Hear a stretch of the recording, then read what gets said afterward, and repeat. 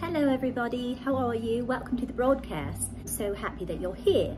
So I thought what this first video would be is, after I had done the previous introduction video, I thought it would be very instrumental to share after people have become aware of manifesting. I often talk about in my teachings on my blog, and I share snippets, tidbits and things of that nature on my Instagram, but obviously there's a character maximum, and so you can't really go in depth on an Instagram post. That's why I'm very much an advocate for my YouTube channel and my blog, because you can explain things more in depth, and it's always there for you to find it again. And sometimes when you reread things, it's sort of like when you're reading a book, you can go back and you can dog ear certain things and remember those things, and so it gets impressed in your memory better. So that's why I like to really focus on that.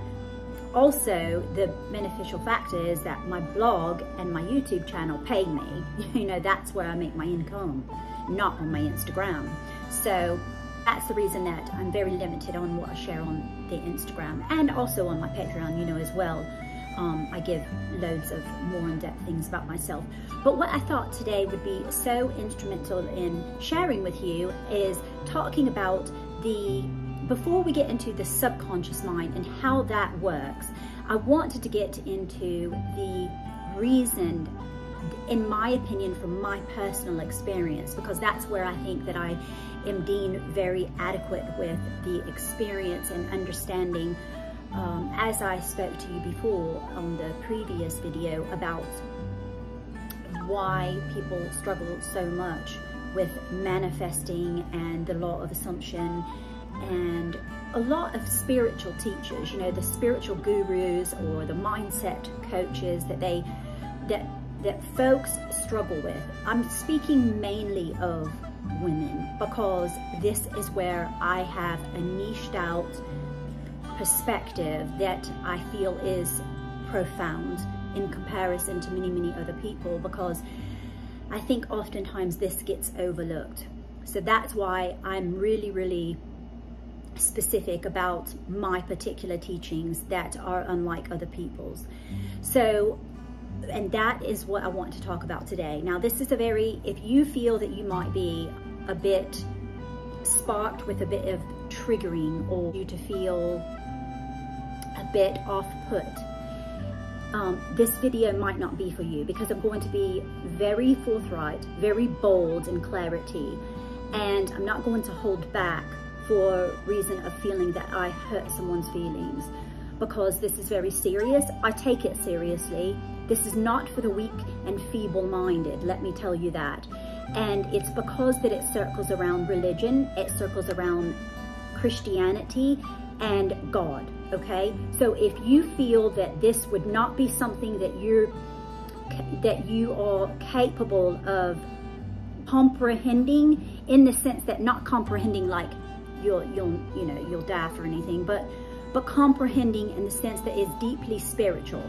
So you have to come with an open mind. You have to come vulnerable and be willing to be taught my teachings, because if not, you're instantly going to be put off by what I'm saying, okay? And deem me whatever you want. And I understand that. And the reason I put that disclaimer here is, first and foremost, is because I understand you. So don't think that I'm judging you, or this is any kind of putting you on the town square of embarrassment. It's not that at all. It's just that I want you to understand what you're going into when you see this highly elevated spirituality, okay? So now, having said that, the reason that I feel women, now I'm speaking mainly to women because I am a woman, but this can pertain to anyone, okay, is that women struggle with spirituality, and women struggle with learning or understanding or wanting to. I do believe many people want to understand what I'm talking about, and when I say certain things, or I share certain stories, or I write on my blog and I don't get loads, I know that the traffic, from my statistics and everything, are are very high. However, I know that people are very apt to maybe like lurk around and not want to engage because it's a very touching subject. And so what I wanted to talk about was my transformation as far as when I left religion. Now, I'm not going to go into the backstory of what ultimately transpired in creating this desire for me to want to understand. That's what I wanted to do, was understand my life and why the things that I had always struggled with in my life as a Christian, okay, having been in 2 organized religions, which the first one was Pentecostal Church of God. So it's sort of like, you know, like Christ or Assembly of God. That's in that realm of that type of religion, if you're trying to understand what that basis is. Then when I was 17, I became a Mormon. And so when I got baptized, you know, so I've been, and I was a Mormon up until I was about 42, you know, and left religion altogether. And so it could have been 42, 44, somewhere in there, when I completely was like, I'm done with this, you know. And it wasn't in an angry way. It was in a more inquisitive way that I realized and recognized the imbalance of when I would be a really good person and like following the quote unquote commandments and doing all of the things that were right and requisite of me holding a temple recommend or being, you know, a full tithe payer and, you know, all of those things. And yet I would see from being in callings that everything that everyone else was doing was, they were half-hiney doing it, and they were still, you know, able to maintain like a temple recommend or this or that. And it never settled well with me, because I'm like, no, this is an injustice. Like, in a sense that I was like, you know, I'm completely bound by all of these rules, is where I started to feel as though it was. And none of it made sense.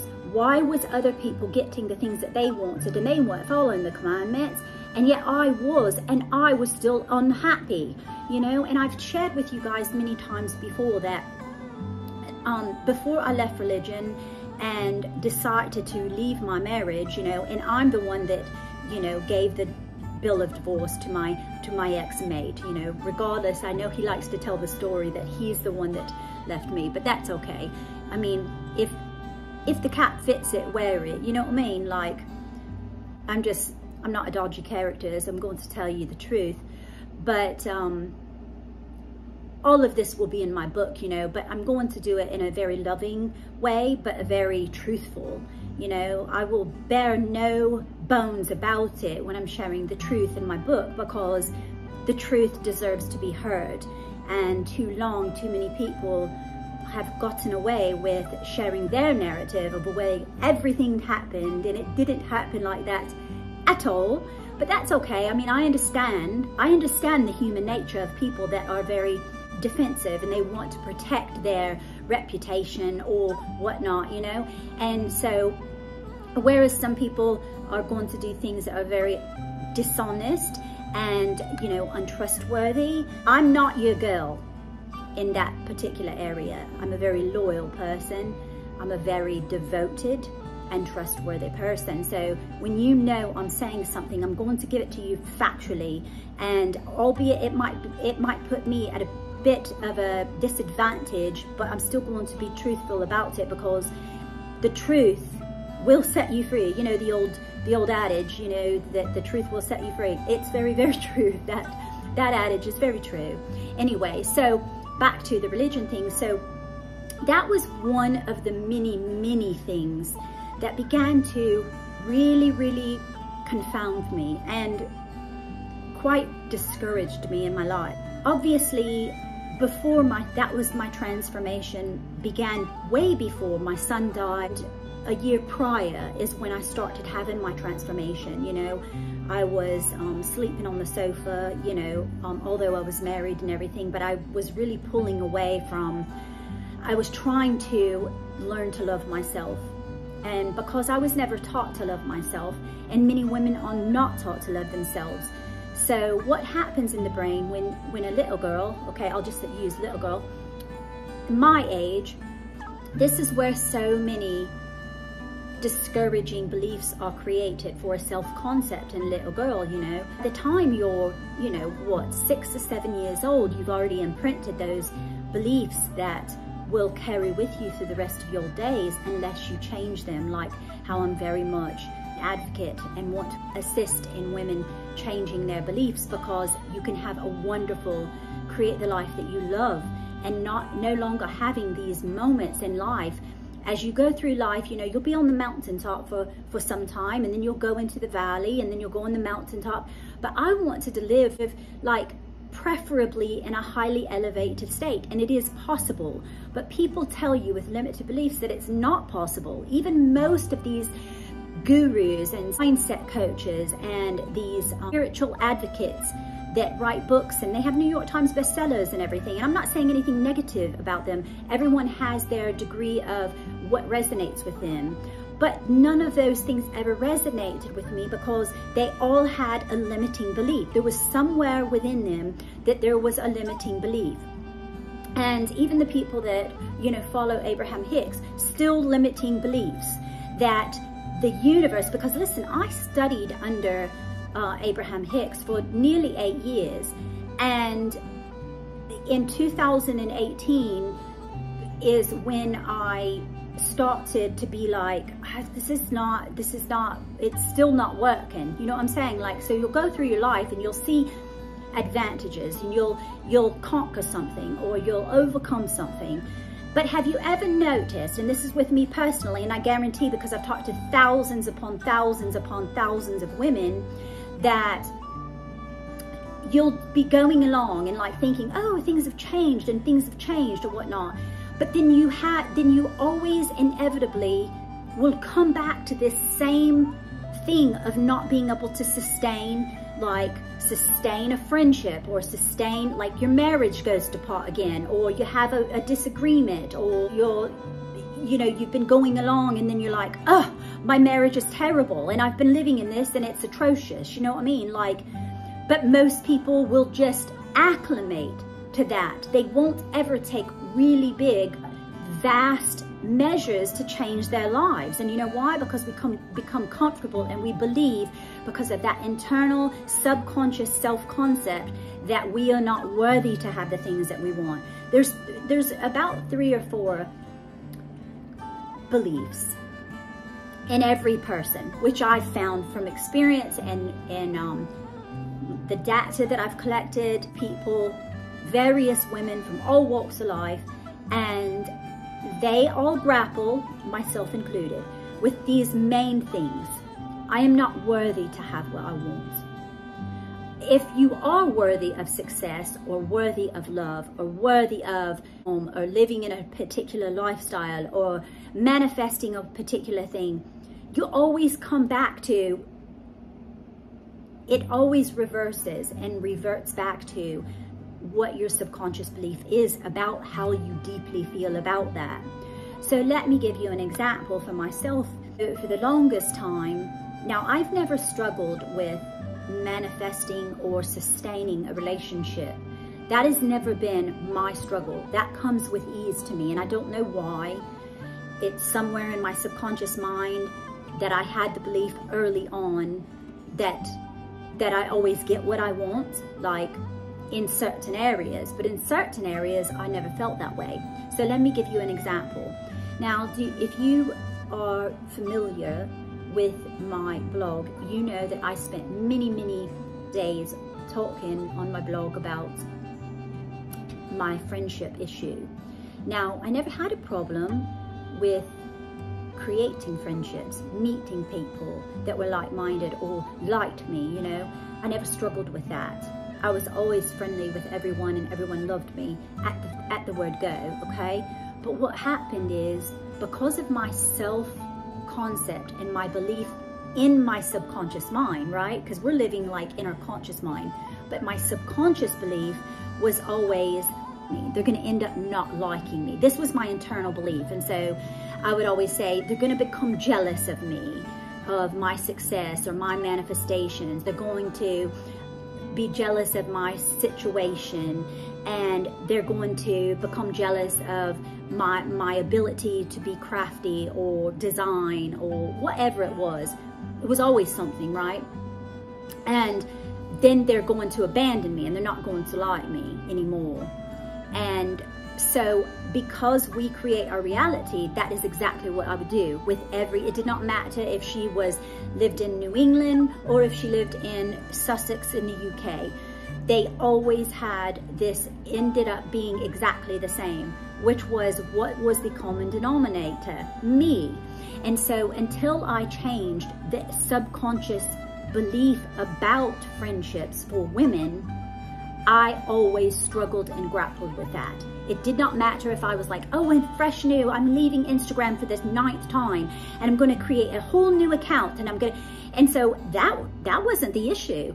But guess what always popped up? And this is why I think women and people on Instagram and social media struggle so much, because you always hear about these women like, I'm going to take a break from the Instagram. I'm going to take a break from the Instagram, you know, or the Facebook. And I don't know why I don't like it, but I just can't stand these fake people. And it's like, it's not the Instagram. It's not the app. It's because we internally are struggling with something. And how often do women I find that they are like hell-bent on not wanting to change. Like, no, it's not me, it's your fault. It's not my fault, it's your fault.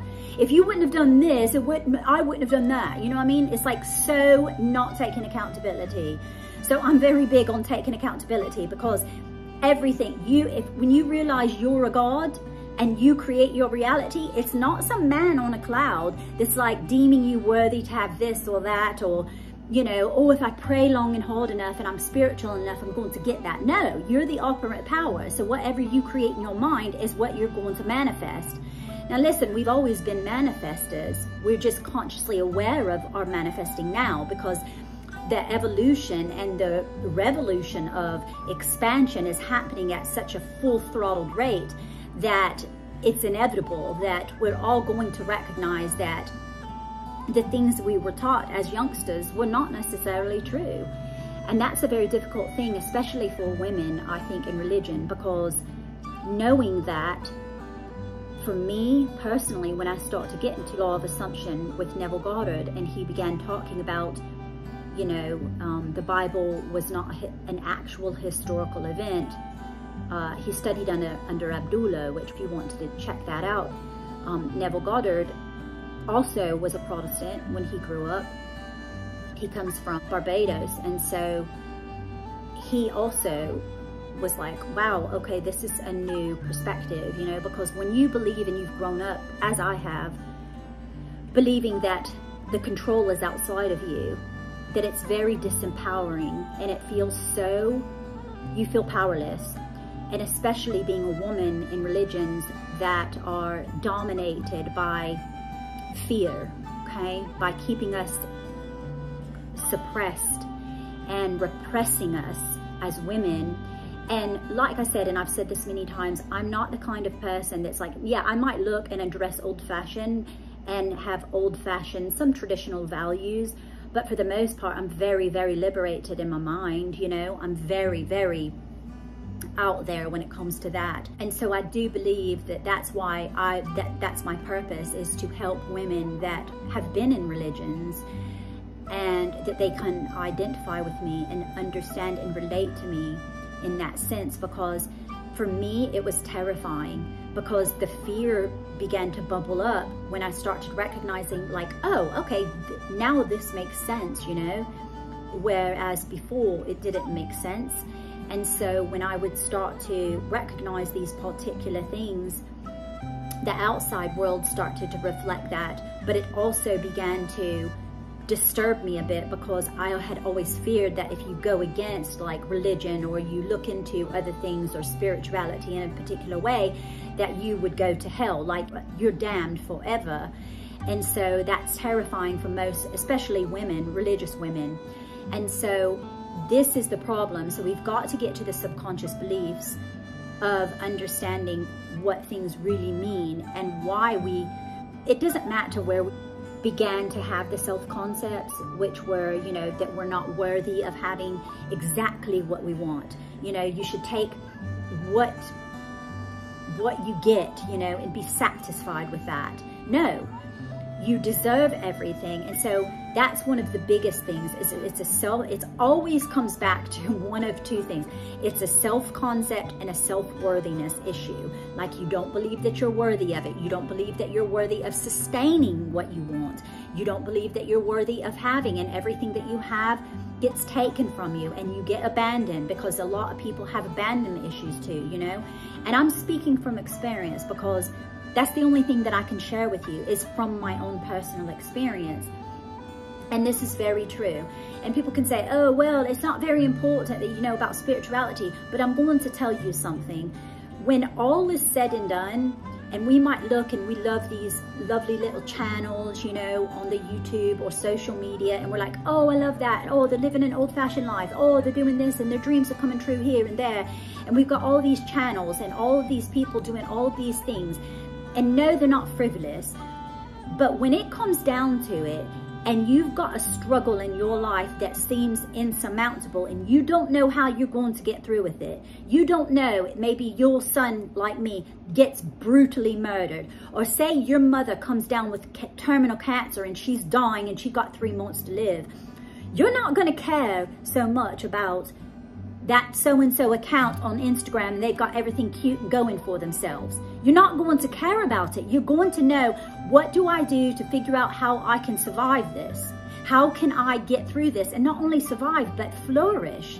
This is not what I want. It's for people to walk around in life just surviving their life. You're controlling everything. And so that's what I want you to do, is have and take back your personal power, that you are the God or goddess of your reality. There is no one outside of you creating all of these things for you to, yes, you can have this, Raquel. No, you're not worthy to have that, Raquel. If I think you've done enough repenting and enough service for other people, then you're going to get that. No, that is why most people in the world walk around like, how come God hasn't answered me? How come God hasn't answered my prayer? Do you know why? Because you're God. You're God. And so it's something inside of you that's keeping you from your desire. It doesn't matter what it is. It could be you want a castle in Europe. It might be you want to live in Switzerland. It might be you want a career in something completely opposite of what you've been doing your whole life. But everything is possible. There's nothing that you cannot be, do, or have. There's nothing. Not one thing that you cannot be, do, or have. And you will find that when you start to open up and expand your life and realize that you're the God of your reality, you're going to understand, oh, now I know what all these other people, like if you see someone successful, or you see someone that has this or that or whatever, you know, even for me, like the reality show, and I'm getting my forever home, and I'm going to live on loads of acreage of land, and I'm getting massive amounts of money. My book is going to be published. Like, when you realize that, when I realized I was the one holding me back, you know, I was the one keeping me from my desires, but it was just because I had subconscious beliefs that were so impressed on my subconscious mind that you have to, through your conscious ability, you have to manifest that every day. And until you change the subconscious mind, you will not be able to change your life and sustain it. That's not saying you can't do it, but sustaining it is the question. And I guarantee you, because I know, I've talked to so many people, I've talked to thousands of people, because when I had my other channel before, I had way more subscribers, but I wanted to start fresh.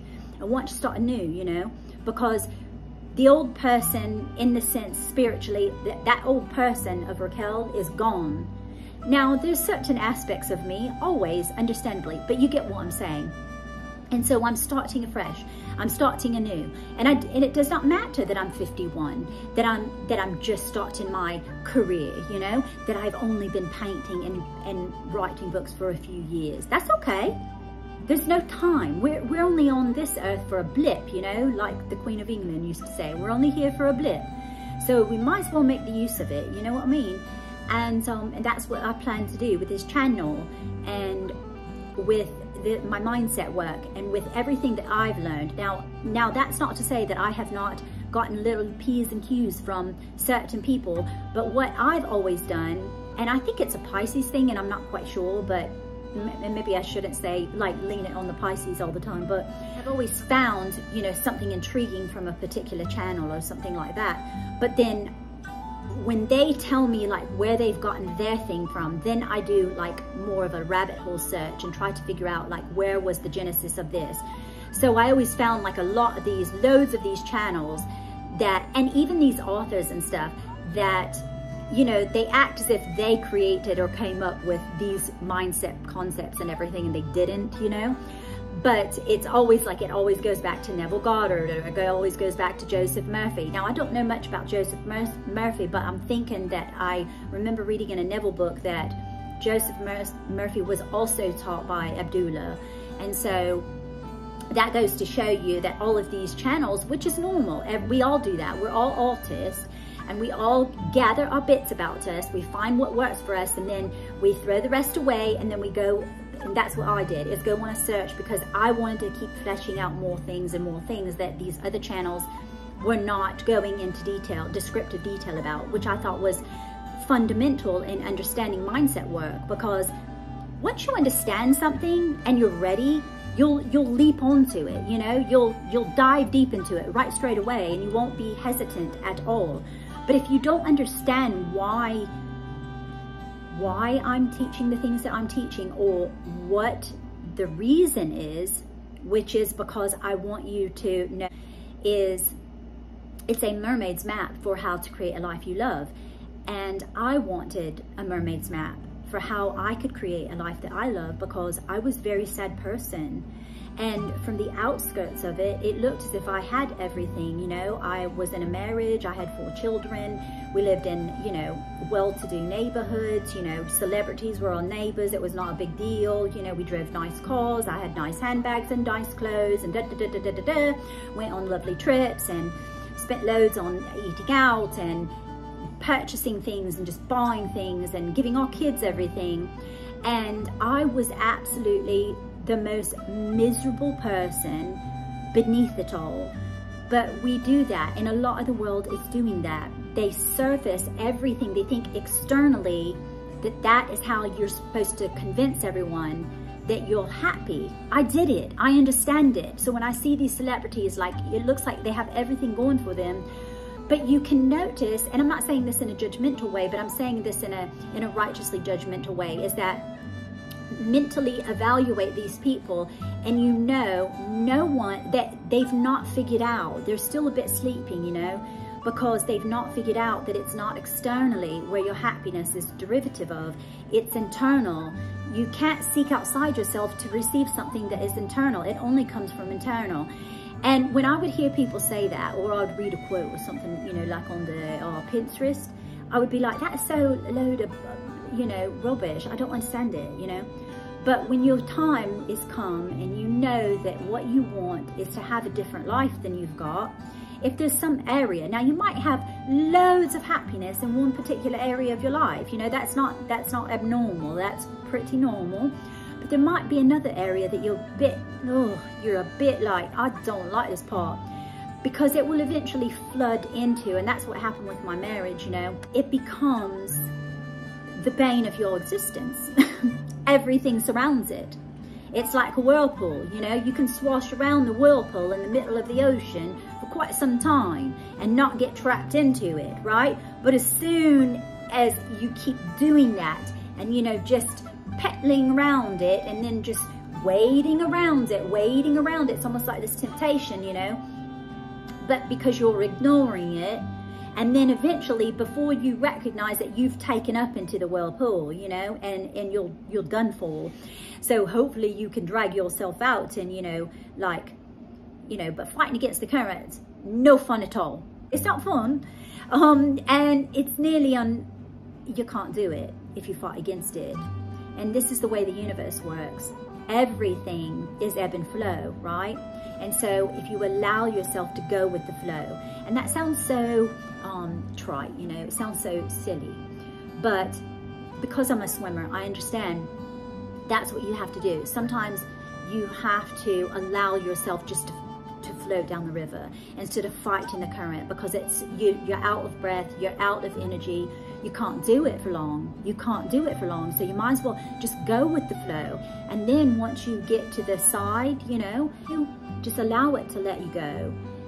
Then you can sit with yourself and go, okay, this is what I really want to work on. Like Raquel says, now this is what I would like you to do, because I want you to understand that I want very literal things, which I want you to get a piece of paper, and I want you to start jotting down, you know, what is it that you love about your life? Put in column, maybe like on one side, what is it that you love? And what are the things that you would like to change? And I guarantee you, if we start to go through with the next video and the next video, you're going to start to understand the similarities in everything is going in from the one column is going to equate to everything in the other column.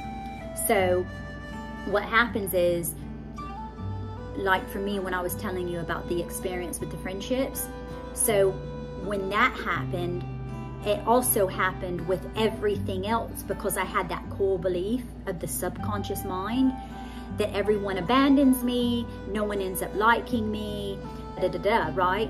That ended up happening in my other areas of my life. So it started to happen in my family life. Then it started to happen, you know, and then it was also in my previous marriage. And so I had to really do loads of work. And so I want you to know that I've really spent, you know, loads of time in perfecting this. And, you know, obviously there's always going to be, everyone's always changing. So there's going to be things that, you know, we need to fine tune and everything.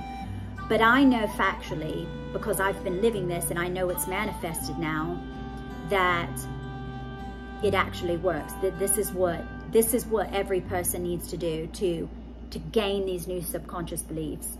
And once you do that, your entire life is going to be completely different. And I know it sounds like a bit of rubbish, because how many times do people promise you things like, oh, you listen to these beliefs at night, you don't have to do anything hard, you don't have to work at it, it's not a trying process, that your life's going to change.